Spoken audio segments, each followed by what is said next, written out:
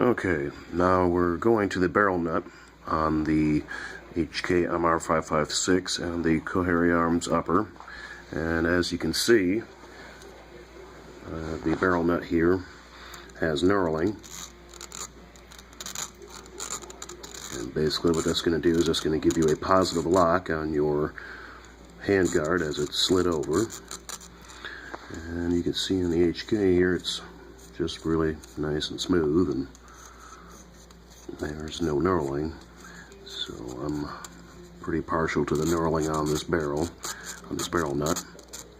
That way it gives you a nice solid lock, and you know that your handguard is completely secure. The next thing we're going to move on to is the barrel. Like I said, we'd come back to that. And what we're going to do is we're going to move the recoil rod assemblies out of the way. We're going to move the gas pistons out of the way. And now we're going to look at the barrels. Now, as you can see, I was talking about the M4 profiling that the HK416 does not have. It is just a monster of a barrel. It is heavy. And then you can see the M4 profile of the Coharie Arms upper. And basically, just gives you a nice light barrel. Still strong. The barrel is made of 416 stainless, which is then in turn salt nitrided, giving you the best corrosion resistance possible, since we're dealing with 416 stainless and then salt nitrided on top, just giving it a really hard surface. And the HK is, well, Parkerized. They don't have any salt nitriding, so I definitely have to lean towards the Coharie Arms on this one.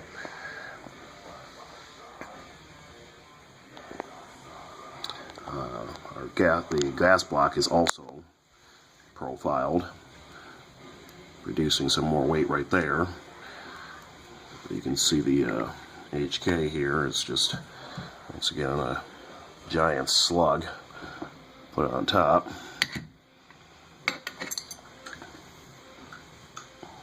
And the Coharie Arms is once again profiled. Next, we're going to move to what I find really fascinating is the gas pistons. Gas pistons here, the one on the top is obviously the MR556, and as you can see, once I can get this thing to focus,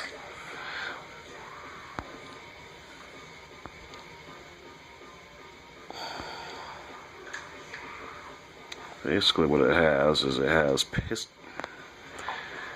piston rings. There's 3 of them that are stacked on top of each other, and basically all this does is it allows your not to bypass too much gas and cycle your weapon here. The one problem I have with this is if your piston rings fail, well, your gun doesn't work. On the Coharie piston, they don't have piston rings. And this is definitely a plus and a positive, because you don't have to worry about your gun failing. It has no piston rings to fail with. The tolerances on the piston itself is 5/10, so basically as it goes in, there is no movement, no possible way for your gases to bypass each other. As when you go to slide in the, well, that's disturbing. As you take the piston, you can just walk this thing up and down,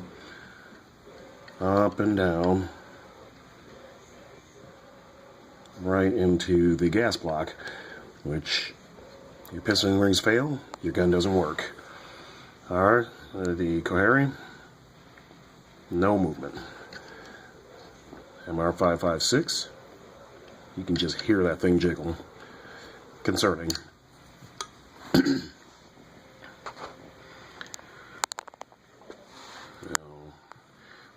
moving on to carrier groups here.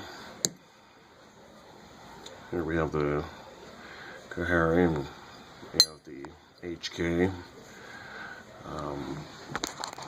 The bolt head for the Kahari is made out of 9315, which is 2.5 times stronger than your average 86L20.